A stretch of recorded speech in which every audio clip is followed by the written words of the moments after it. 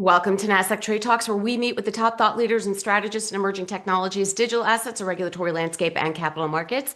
I'm your host, Jill Malandrino, and joining us for this segment, we have Johansson, CEO and Portfolio Manager of the Nordic Factoring Fund at Finserve, as well as Joakim Stenberg, Head of Sales and Portfolio Manager at Finserve. We're here to discuss how private investors can get exposure to the Nordic market for factoring loans. It is great to have you with us. Welcome to Trade Talks. Mats, let's kick off the conversation with you. Can you tell us about the Nordic Factoring Fund and Finserve?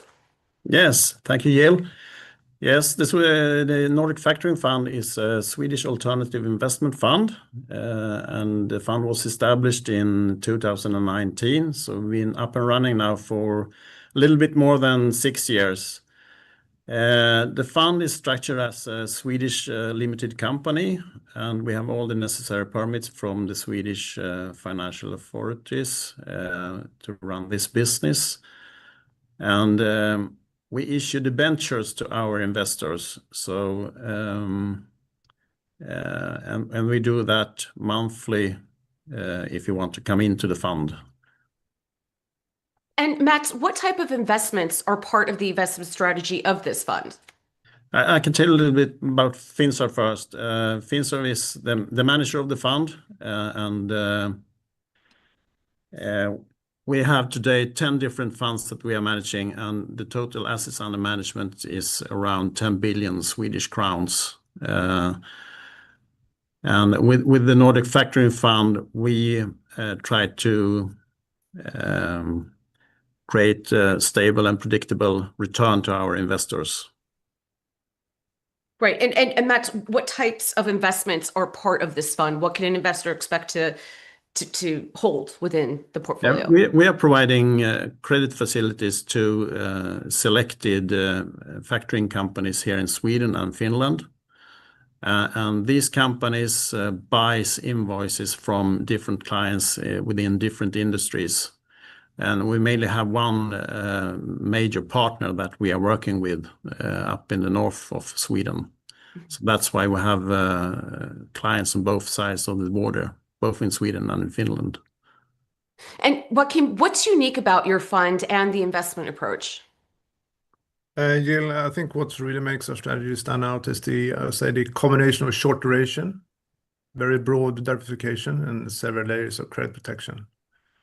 That's kept, over the history, the losses and volatility extremely low. And today, our 75% of the counterparts are AAA rated to single A rated. So over time, we really want investors to compare us with fund with like investment grade funds or investment grade bonds with short duration. But also on top of the good rating, every invoice is insured up to 90% by the large global insurance companies. So make us very, very, very, we have protection everywhere. Since launch, as Mats said, in 2019, the institutional share class has delivered an net return over 6.5%.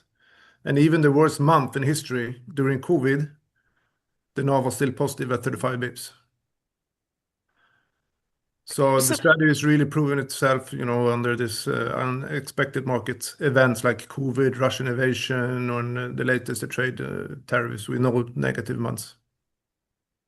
So, Joakim, what is important to consider when investing in credit? I would say diversification, risk management, and counterparty risk and maturity. So Nordic Factoring Fund addresses this in 3 main bullets. One will be spreading across thousands of short-dated invoices, basically eliminating the duration risk. So we have no duration risk. We reduce counterparty risk. So we have high credit rating, AAA, so to say. And then we have a very, very strict counterparty selection. And upon that, as I mentioned before, credit insurance. And bullet 3, I would say the fund follows a very transparent and conservative investor process, resulting in a so to say robust risk profile, which is very investor friendly. And Jill, above that, we have, as we said before, the no negative months. As I think, this is a very good base in the portfolio with, 6.5% in a net return. So we are able to offer what we want to call like true capital preservation. All right. And Matt, to wrap up here, why have you chosen to list with Nasdaq? This makes it easier for our investors to get access to the fund.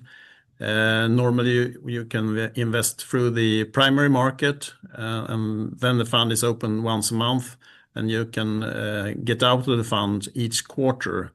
But by listing with you can get access to the fund every day.